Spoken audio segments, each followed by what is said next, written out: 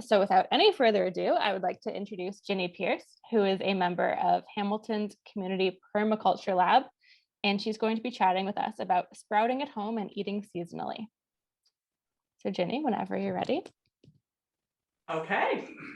Alrighty, well, thank you all for coming, and thank you, Green Venture, for giving me the opportunity to share some things that I've learned over my many years on this earth. And most of you tuned in because you want to hear all about sprouts. And what we're going to do tonight is sprouts and a seasonal salad. But I have been taught that it's always more important why we're doing it. So we have to talk about why we're doing things. So I'm doing this because Green Venture asked me in a climate to protect our climate. And that comes from my alignment with the Community Permaculture Lab. And the three ethics tenets that we aspire to in that group are earth care, people care, and fair share. So I care about people and I care about creation. So I'm a creation care person in the biggest sense of the word. So the creation of all of the earth, all of the people in it, and we want to be able to share the resources equitably. So I have had lots of wonderful sharing in my life, from teaching to real tangible things. And I hope that after I share with you tonight, you will share with someone else. And at the end, we'll have a little challenge for sure.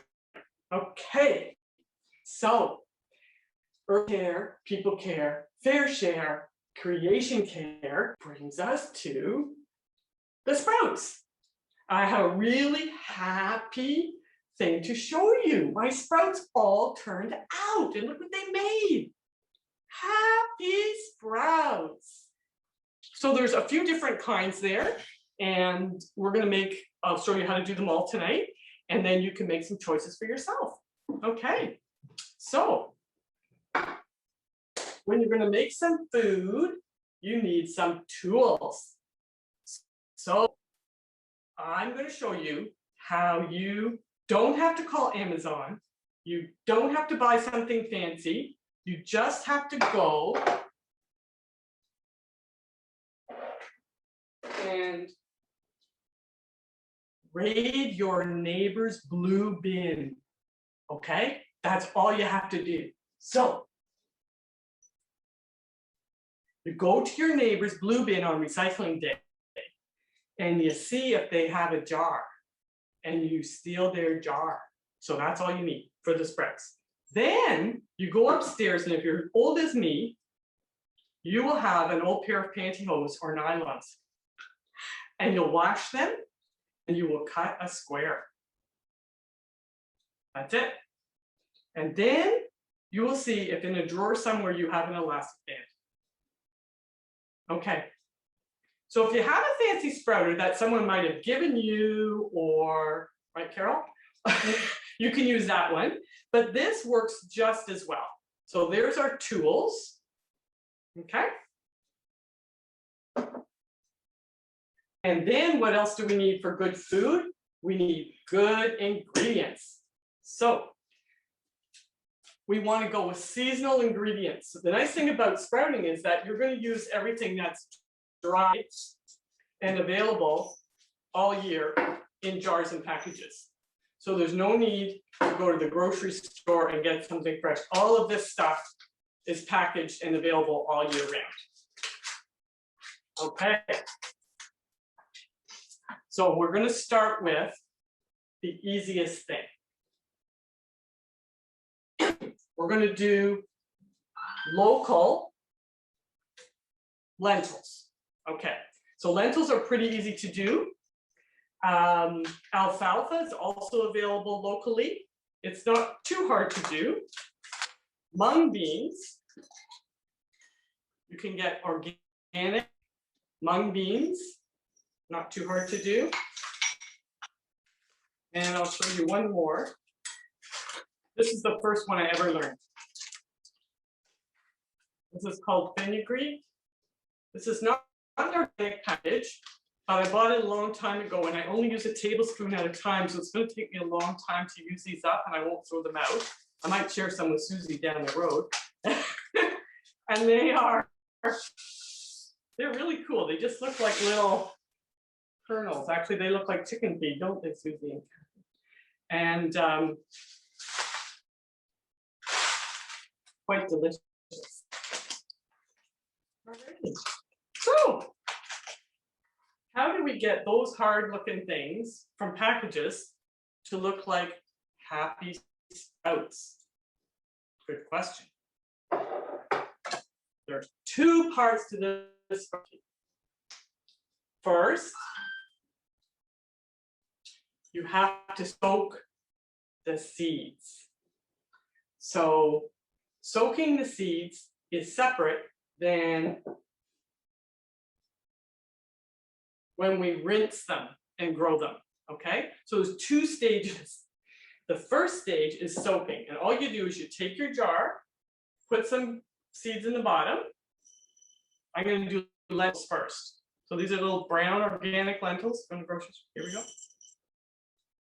And how much do you put in there? You just want to cover the bottom. The seeds, after they swell up and grow, they'll fill up almost this whole jar. So they grow about 4 or 5 times the size of the seed. So you just want to put about a tablespoon in there. If you have a big family, you use a big jar and you put in 2 tablespoons.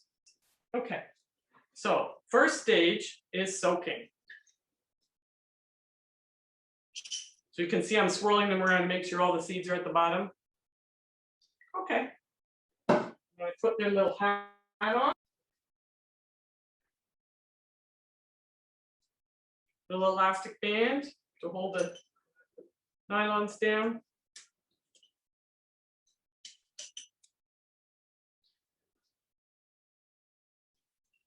You could also use something like a little bit of a J cloth or any other, a screen, different kinds of fabrics that, as long as the seeds won't go through, okay? So you can see I've got about twice as much water in there as seeds. So you want to make sure they soak. After they soak overnight, big seeds take 12 to 24 hours. And smaller seeds take less time. So that part, you kind of have to look up which seeds you're going to do. So mung beans, fenugreek, these ones take 12 to 24 hours to soak. The little alfalfa sprouts take 8 to 12 hours to soak.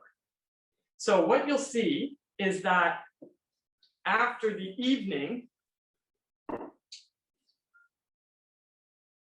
this one I just soaked overnight. So these are alfalfa sprouts. And the little tails, like they have these little tiny, tiny tails start to come out. So the seed swells up full of water and sticks his little tail out. And that's when you know it's ready for the rinsing process. So let's just pretend that this is tomorrow morning. And they're really fat and they've soaked up all the water. And the little tails are almost starting to come out. Okay, so they're really good. So you just take it like this in your sink and you go like that. Until they're dry like that. And then sometimes I'll give another little rinse, a little swish, and then out. So what you want is the seeds that are really wet and poofy to be in the jar like that. And believe it or not, that's about as easy as it is. Okay, so they're nice and wet. And then by 3 o'clock in the afternoon, they're getting dry again. So twice a day, you do this again. So you're kind of giving, it's like giving a plant a little drink. Pour the water in, right through there, give it a swishy swish, pour it out. And there they are. They're just sitting in just a little bit of water, not too much. And I often just let the jar tip a bit like that so that they're not too wet. Okay. And they'll keep growing until you see little tails coming out some more. So that's lentils after 3 days. Okay, that's all it took, was 3 days. And I would let these go another day or two. Okay. What you can see there is that the little leaves start to come out like this. See the little leaves? Now, my agriculture friends would say, you know, Ginny, those aren't leaves. They look like leaves. They're called cotyledons. And the next cocktail party you get to go to after COVID, you can tell people all about cotyledons. There you go. They're not true leaves, but they are yummy. And I like on the alfalfa sprouts for those to come up quite a bit. And there they are, the little leaves, the cotyledons on the radishes. So I leave them in the jar until they get like that. Every day, twice a day, doing my pour the water in, swishy, swish, swish, pour the water out. Be a little gentle when they get bigger on them. I'm a bit rough. There you go. And then they'll keep growing like that. And magically, the alfalfa sprouts will fill right up and you have a whole jar. Wow. Yeah. And then lots of people love these on their like sandwiches, and you know, you can put it on top of, I like to just put it on top of my salad. This is the one that I'm going to put on the beet salad tonight. And you get a little bit of a crunch, a little bit of what you're after in January when you think, oh, I just love to have a lettuce from the grocery store, but I know I'm not going to do that because they had to fly it here on an airplane and that's too much carbon footprint, right? Right. Okay. So that's when you're going to reach for your little bag and your teaspoon and you're going to make yourself some delicious. Okay. Now, what else have I got here? That was lentils. That was the beginning of the alfalfa. That's the end of the alfalfa. Only takes 5 days, so it's not hard. Anybody do smoothies like for their health stuff? You can take these and you can put them in your blender and zip them up and make nice, get a different nutrition profile in your food, which is awesome. This is the fenugreek after 2 days. And then that's it after 5 days. So they can get quite big. This one, if you want it to get a little greener, you can put it on your windowsill, like for the alfalfa sprouts and for the fenugreek, for the last day or two, put it on the windowsill to get a bit green. So you can get that thing called photosynthesis point. Grade 9 science, right? Okay. Sorry, I think you've already answered my question of what makes your demo climate friendly. Oh, so the mung beans, I just learned this. I don't know how many people know this, but see how nice and white they are? And when you get your Chinese food, that's probably not very Chinese food, but anyways, see how white they are and they get really long and juicy. I was sprouting them right on the counter and they say to leave the tea towel with them, keep them in the dark and they'll get that nice long white juicier bit. Mine went, as you can see, a little bit pink. I don't know if you can see the pink there. A little and bit. They say that they're a little bit more bitter. Pretty good. So that's the only one that I would keep with the tea towel over it. Otherwise, you could put them on the windowsill to get your extra greenness. Alrighty. So we'll put our mung beans and our lentils away and our happy sprouts. Ginny, once they've sprouted, do you leave them out still or do you refrigerate them? I will show you that. And the so once they've all sprouted in the jar, where's my little jar? Okay, that's when I just pop them into a container like this. You can put them in any container if you're lucky enough to have all nice glass ones. You can do that. You know, I'll put half enough so it's accessible.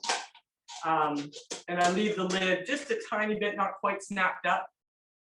And they'll stay in the fridge for quite a little while. If you have,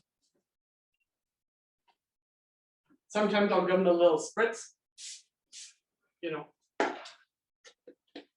I want to revive them a bit, I'll do this. And put them out on the window just before I serve them. But people who are busy and working don't have time for these things. So, you know, I'm just trying to give you the real easy, you can do it. You can do it. Okay. So I have to tell you the funny story about the two things that go wrong. My friend's probably on this call. So I gave her some seeds and I said, you know, you just put the water on them, right? Just soak them.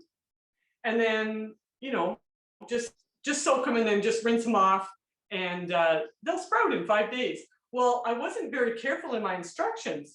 So she soaked them and then she rinsed them off and then she soaked them some more. So they were sitting in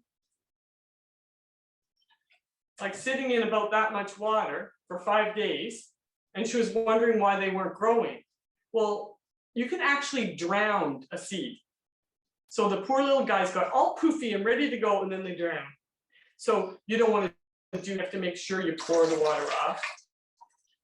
And you just leave enough water kind of on the casing of the seed and in the jar to allow it to send its little tail out. Okay, so that was the worst boo-boo. And the second one is if you don't soak them long enough, then you'll see that maybe only half of your seeds germinate. So if only half of them germinate and you end up with a lot of ones at the bottom that didn't work, probably you didn't soak it long enough. So you either don't soak it long enough or you over soak it and drown it. Or after a little while, you get really good at it and you'll have happy sprouts. Okay, and so you will not have a pile of these in your recycling bin. Now, will you? That's right, we want to see. Good, good. That makes me very happy. Okay, so that's all about sprouts. Anyone have any questions they want to put in the chat or anything, you just let Megan know and she will let me know. And then we'll move on to our seasonal salad. So Ginny, when did you start learning how to do this and how to sprout seeds? Oh Lordy, Kath, when did we learn this? Actually, a local friend taught me this. His name's Tony, and we started just with the Fenugreek because that was his thing. And then I always liked the Alfalfa Sprouts, and so probably maybe about 10 years ago I learned about it. Mm-hmm. But one of the things I think we can all share is that doing things new takes time and energy, and you don't do it all at once. So I maybe played around with it for a couple of years, and then I got a little bit more serious about trying really intentionally to eat by simply in season and really resisting the urge for that plastic bin of spinach in January.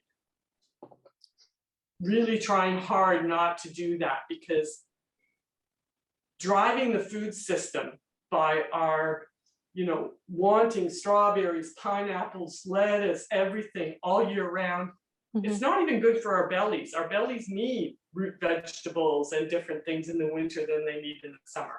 So, maybe 20 years ago, I started my new journey into good food, thanks to my sister Kathy.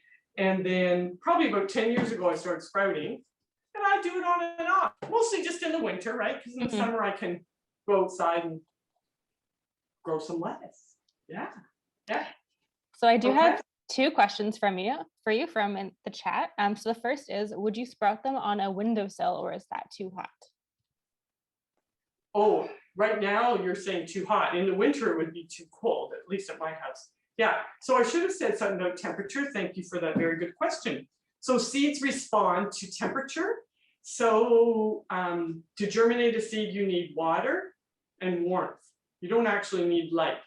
Once they have germinated and you want those little cotyledons to grow a bit, then light helps. And I'm not sure if it could be too hot. I don't know where you live. Maybe over 80 would be too hot. 80, 85 might get too hot. If it's hot to your touch, that's too hot. I would say that. And the other thing is, if it's cold in your house, when I'm using the water and I'm pouring the water in, I'll take water from tap, and then I might even put a few drops from the kettle in, because I want to try and have it at neutral temperature. So temperature is important. Thank you for that. Oh, that's interesting. And then the other question we have is, where is the best place to buy the seeds? Okay, I should have spent more on that. So, as you can see, the most important thing is that we want to buy things that are seasonal. So these can be in season anytime in the winter because they're all dry, right? Local, organic if you can, and if you can get a cool story to go along with your food, that's even better. So these lentils are just from the organic section in the Fortinos. Okay, so that wasn't hard. Sriracha, these seeds are also available in Fortinos. They're about $3.50 for this whole bag. You will use it for 2 years. If you could get, I did source some actually, but they had to be shipped, so I didn't like that. There was organic ones, they were $7.50 for the same size. So I would definitely, if I had seen them, bought that. And if anyone else knows an organic source of fenugreek, let us know, because it's a really good one. And you can get the mung beans. They're available at almost any grocery store. Again, if we don't support our organic farmers, we're not going to have food. So try and buy organic. It's not just a little important. It's very important. Regardless of your health, it's for the health of the planet and not that I don't care about your health. Okay. Perfect. Thanks so much, Ginny. Okay. Oh, I forgot one more thing. This one, MUMMS, mums. This is the alfalfa I bought from these guys. They're an organic Canadian company out of Saskatchewan. They're very worth supporting, but again, you have to have this shipped. So if you can get together with somebody, make a big order, share them out. Sharing is really, really important in climate, cooking for climate, because if we don't share, you can't get bulk things. If you can't buy bulk, you can't afford them. No, you guys are right, Megan, you're students, and or someone might be on a pension, and we have to help each other in that way. So absolutely. If anyone needs any of these, give me a call. Okay. Alrighty. So they're not that hard to get. Please try and buy organic when you can. And if it's really hard for you, try and share with a friend. It's important. Hungry for salad yet? I think we are. Yeah. Okay. Alrighty. So if you saw the advertisement, you would see some of my fun friends. So these are seasonal vegetables. Here is Boris the beet, right? I don't know, the curious cabbage and this eyeball guy. So we're ready to go for a beet salad. So what do you need? A beets, some red cabbage, and some carrots. Okay. So I just cut a hunk of purple cabbage. Okay. So let's go back to good ingredients matter and good tools matter. So this is my tool, again, that my sister Kathy taught me. If you can only buy one cookbook, I buy this one. Okay. So it's called Simply in Season. And it's really cool because it's not by alphabet or by baking and casseroles or meats and whatever. It's organized by season. So when you open it up, the green section is spring. And it tells you at the beginning all of the vegetables that you're going to find in the spring. And then it tells you all of the things you can make with those vegetables. And you can just cook through the spring. Go to the farmer's market, go to your garden, go to your neighbor, get those things in the spring and cook all of those things, okay? It also has a really good section at the beginning that tells you how to store and the nutrition profile of all the vegetables. So you get a nutrition book, you get a cookbook, and you get a guide for seasonal cooking. It's about $29. You can order it through the Printed Word in Dundas, lovely bookstore. They carried it at the 10,000 Villages store. Anyone I love has one because I give to them. Okay, so can't say enough about this tool, which will help you. And we'll definitely include that in the list of resources we email after our sessions are all over. It's number 1 on the list. Okay. A grater, not too hard, not too fancy, not too expensive. Okay. This book is also on the list. This is Earth to Table. Some people might know the Bread Bar in Hamilton, the restaurant, which is also in Guelph now. Bettina Shorman was the owner of that restaurant, and she wrote this book together with a farm in Dundas called Manor Run. That's a good book too. Okay, so good ingredients matter. So I've gone to my local supplier, who, this was probably my garden or my sister's, but you could go to any of the farmers markets, you could belong to a CSA, you could go to Fortino's. Usually in October, they have a big thing where they have local Ontario grown vegetables for really cheap. You can get big bags of carrots for like, I think they've held it to 15 cents a pound for the last few years. It used to be 10 cents a pound. You can get cabbages, carrots, potatoes, onions, what we call winter keep vegetables. So this cabbage has been in my fridge and my garage since November. The little lovely green things that are growing out of it. This is March. Look at how gorgeous that is. Oh, his eyeballs. I have to remove them. Isn't that a gorgeous cabbage? Hey, Cap, nice one. Okay, so, and the beets, likewise, in the garage and fridge, December to now, unless your friend Carol Campbell gave it to you. Thank you, Carol. And carrots, right, Helena?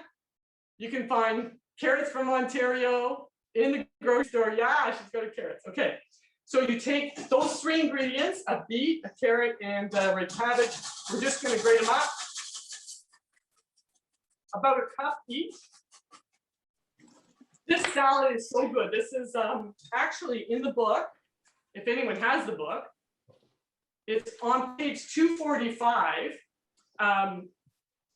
It says simple shredded beet carrot salad. So this is a kind of an adaptation, a better version, because Kathy thought of it.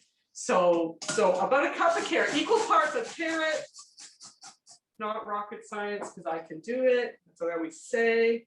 Cabbage.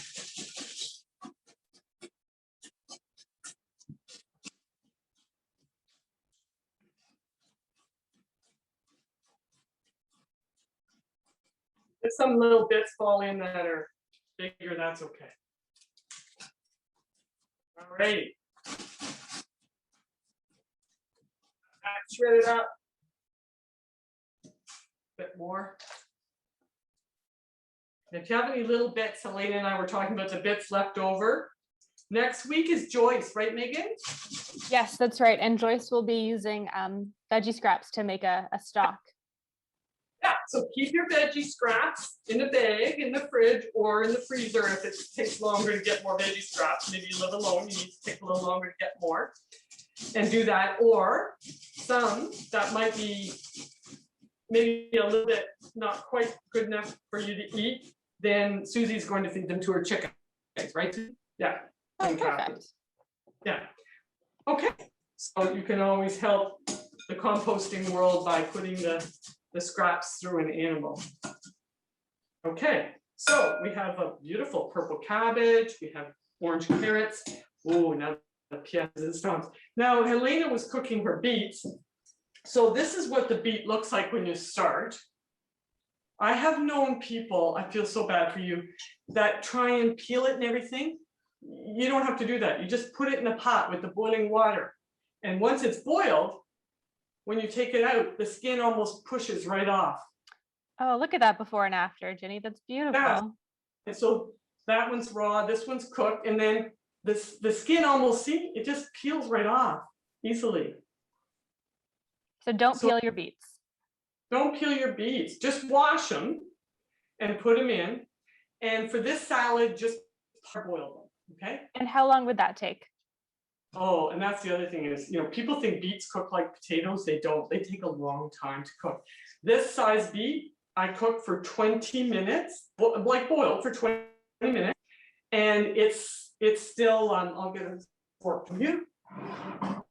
It's still only parboiled because in the salad, I want it only parboiled. So the knife goes in about that far. Oh, wow, okay. Okay, so it's not all the way cooked, and I don't want it all the way cooked for salad. So carrot, red cabbage, beet. They do stain badly, so. Alrighty. I like a lot of beet. So Ginny, while you're working on that, would you mind telling us a little bit about what the Community Permaculture Lab is and how you became involved? Okay. So the Community Permaculture Lab, it's like most good organizations, it's a bunch of people. We don't really have a home nomadic. We move around to different sites of people who are willing to have their home site back from a permaculture point of view. So the Community Permaculture Lab is a place where you can do experiments. So we're divided up right now into different groups, and I'm in the group that is the annual vegetable, no kidding, and aquaculture. So we have a pond, so we're learning about the pond too. And so we go about our living and our thinking and our experiments from the point of view of permaculture, which has, I explained, 3 ethics, but it also has 12 principles. So there's 12 principles of practice around these 3 ethics. One of them is to produce no waste. So you might notice I talk, I try not to make too much waste. It also is to try and gain a yield. So this evening we're yielding sprouts and we're yielding salad, but we're also yielding knowledge and connection and friendships, right? So yields can be different things. And another one is to accept and give feedback. So I appreciate anyone who wants to give feedback and to be open to change, to be creating diversity as much as possible. So if you always go to the grocery store and buy the same thing of little strawberries and little blueberries and 1 romaine lettuce and the Caesar salad dressing, there's not going to be much diversity that way. But if you cook through a whole season, you'll probably use over 100 vegetables and the earth will thank you. So those are a couple of the principles I was just talking about as we did that. So, thank you. Yeah, and Deborah shared the Facebook thank you, Deborah. I would like to check that out. Yeah, so if you go to Community Permaculture Lab, and then maybe put Hamilton in because there's a lot of permaculture stuff in the world. You'll see our Facebook page, and there's a link on there where you can fill out a sheet, and we'll email you. And at the end of March, we're actually doing a seed workshop, how to plan and plant a garden. So it's a 2-hour Zoom on a Saturday morning, and it'll be really fun to learn how to grow a carrot now, wouldn't it? Okay, so we have our 3 ingredients in here, about equal amounts of beets, carrots, and red cabbage. Give it a little toss. And then some people in this book, it says just use like a little oil and vinegar dressing. You could use just lemon juice and a bit of sugar if you like. But a really good dressing I love.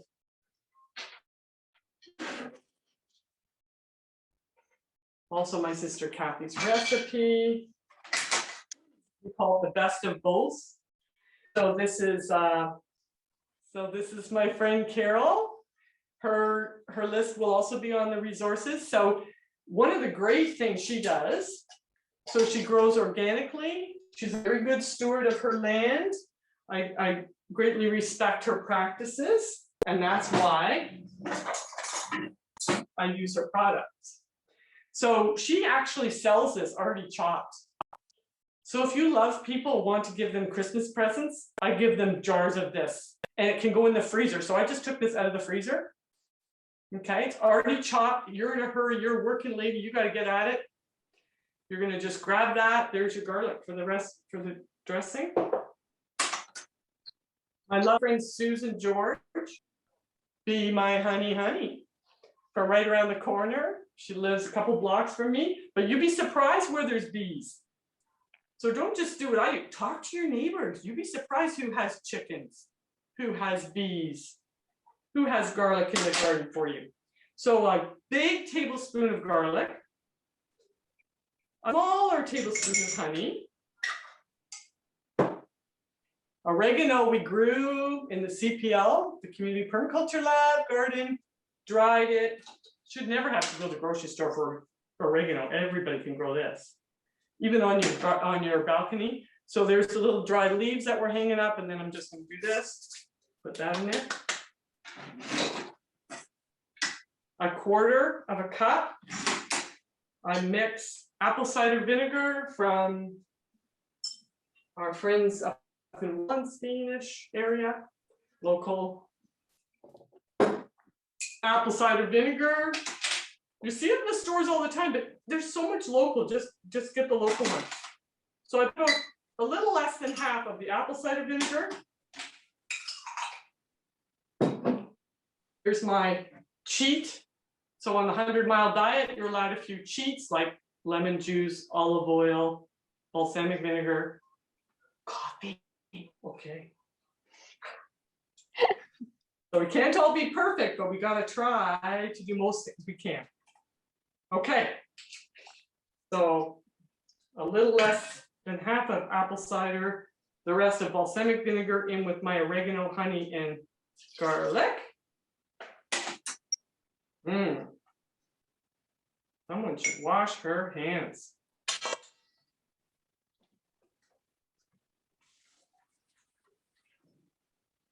Okay.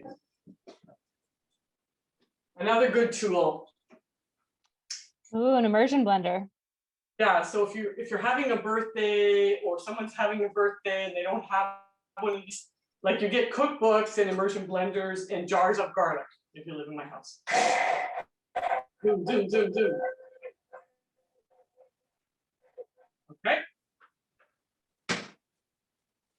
And make your own salad dressings is so easy too. Again, you just need to steal the jars from your neighbor and then a zoomer, and you will have saved all the money from all those dressings. Although these ingredients aren't cheap. Okay, and then I'm going to put in about that much organic sunflower oil, that local oil. You don't have to use olive oil all the time, right, Helena? I'm going to mix. I mean, the olive oil has a really lovely flavor and texture, so I'm going to mix. Kathy says, what's that, Kath? Oh, a bit of maple syrup is nice too. Oh, okay, thank you. Yeah. Honey or maple syrup. Kathy's neighbors do maple syrup. My neighbors do honey. That's your local. You guys have got a pretty good setup there, I think. There you go. Okay. But you'd be surprised what your neighbors do. The most important thing is talk and share. You'll find out. And a shake of salt. Okay. So you could just use lemon juice or oil and vinegar, but this dressing on this salad is like really yummy, yummy, yummy. And about how much olive oil did you put in, Ginny? Should be about between a third and half a cup.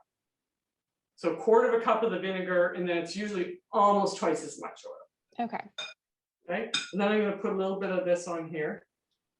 It's best if you do it ahead of time to at least, I would say, a couple hours, because then it soaks in. It's really, really yummy.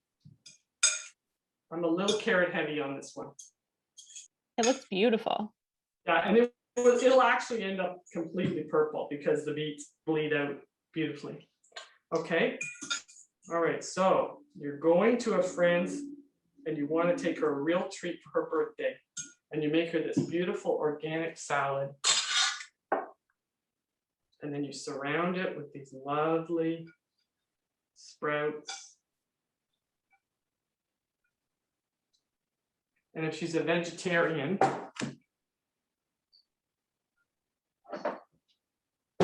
you put some lovely, we grow these in Ontario now, hemp seeds. We also grow them in Manitoba. You can put some nice hemp seeds, sunflower seeds on there. And you've got just like a beautiful meal. Oh, that's just beautiful. Okay. This is a crunchy, delicious, nutrient-dense salad without producing any of these. It was pretty inexpensive. I know not everyone has a garage and a fridge big enough to store cabbages and things, but you could try to be creative. I actually sometimes buy cabbage and just split it with my neighbors, so we each have half. We don't all have to do things perfectly, but if all of us do a few things, we'll really be cooking for the climate. Oh, that's beautiful. Thank you. And we have our challenge at the end, Amy, but I want to see if there's any questions. Well, I had several questions and you hit all of them. So that was wonderful. If you had any other advice or tips for people who want to start sourcing food more locally, but maybe don't have a lot of spare time and have a smaller budget, would you have any advice? Well, I did a little bit more research. So on the list that you can get, I just wrote down the, like some people actually don't know that there are other grocery stores besides Fortino's, which always surprises me, or Sobeys or Food Basics, whatever. So there are a few grocery stores that have more organic produce and more local produce. And so one of the tricks is to buy in season. So as I pointed out, you can get a big cabbage in November for not very much money, but you try and buy a big cabbage now because they've had to store it, right? Right. And you can share it with someone.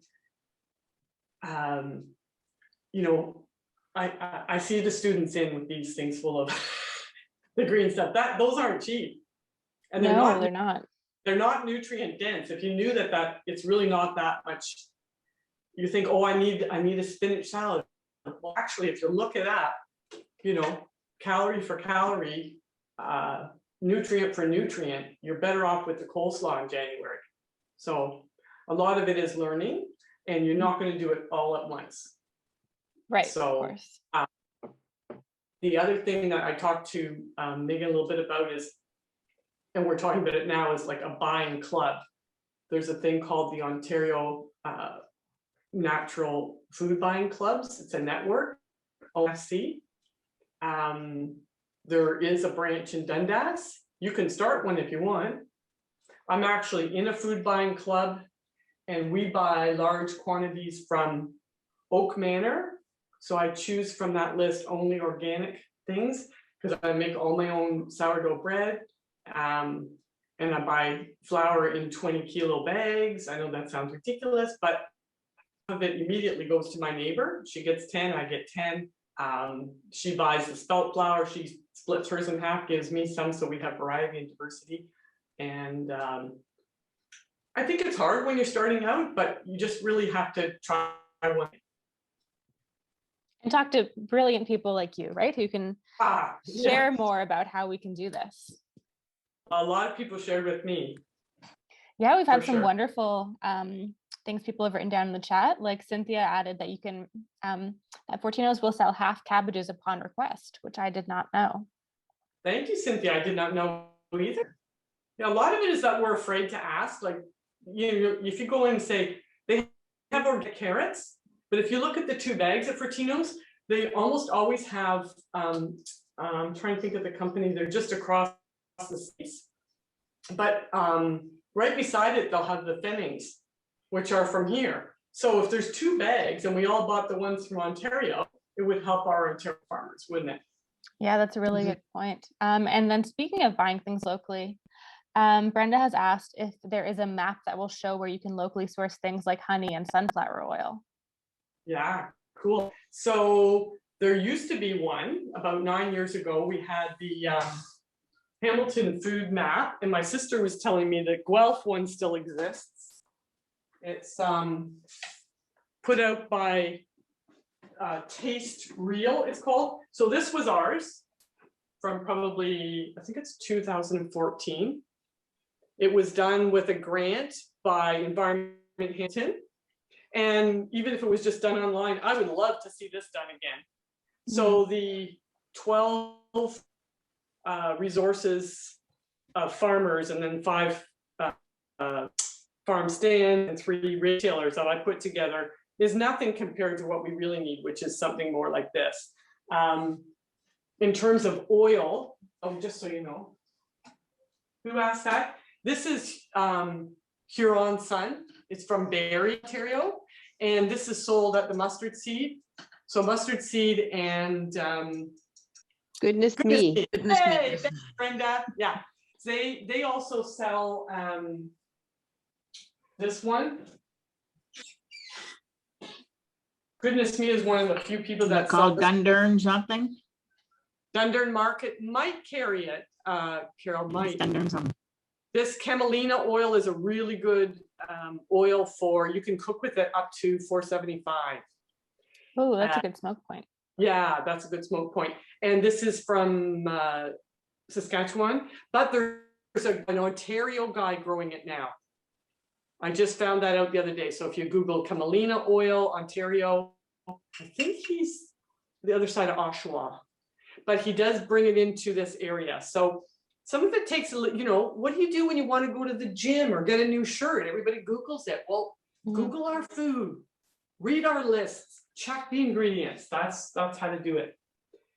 And call up any of the 16 resources that I put on the sheet because they'll all be happy to hear from you.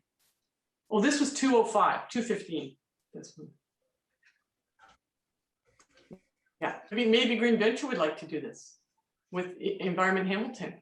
Yeah, if we have someone with some GIS skills, some mapping skills.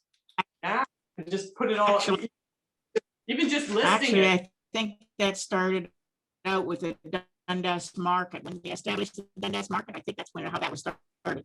Oh, interesting. There's a nice map. Not that people use maps anymore, but I do. And then on the back, it was coded whether it was organic or gate sales and so on. Yeah. Oh, that's brilliant. Yeah, it was great. I use it all the time. I have 15 still. I give them out to people.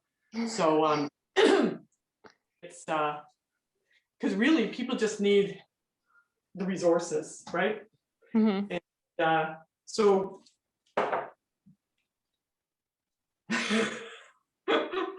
if you can only get one book, get this book. Jenny, can I make a suggestion? Yeah, that for your jars, you could use a cheesecloth for that if the girls can't get anything else. Yes, cheesecloth would work for the bigger cities. The top of the jar. I know I don't know how to chat. I don't know how to do that. So it's cheesecloth for the top of the jars with the elastic band. Yep, thank you. Good idea. Sorry, so each of us is surrounded by a different area, and so each of us should try and use our local food shed. And the challenge for the end of the day, I said to Megan after we would try this, I have my cheat sheet up there. So, like I said, I've been at this about 20 years. So with any behavioral change, it's hard. You know? Think about someone who has to quit smoking. Think about someone who has to go on a special diet. Behavioral changes are hard. So to be successful, try one thing. Like, let's say you're going to find out how to source eggs. You'd be surprised who has chickens in their backyard. how to source eggs more close to you. And anyway, one thing maybe. Let's say I'm going to try one different oil. I'm going to give up having only olive oil in my house.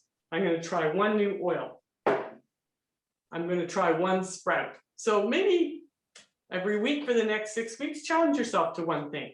So last week we learned about lots of vegetables in a sushi wrap, which was really fun. And next week, Joyce is going to take some of our scraps that we have, and we're going to make a stock and some other things. But it's always, and then Joyce will show us how to clean out our fridge and make pad thai, so nothing goes to waste. So Ginny, thank you so much. I'm not sure if anyone has any last minute questions for Ginny. If you think of anything, just feel free to email myself or Helena, and we can forward them to Ginny as well. Yeah, and Kathy put on the Wellington County local food map. So if you're driving up towards like Guelph, and that's one thing. Let's say in the fall you go for a drive and you pick up a bunch of these things, and you'll the next map over.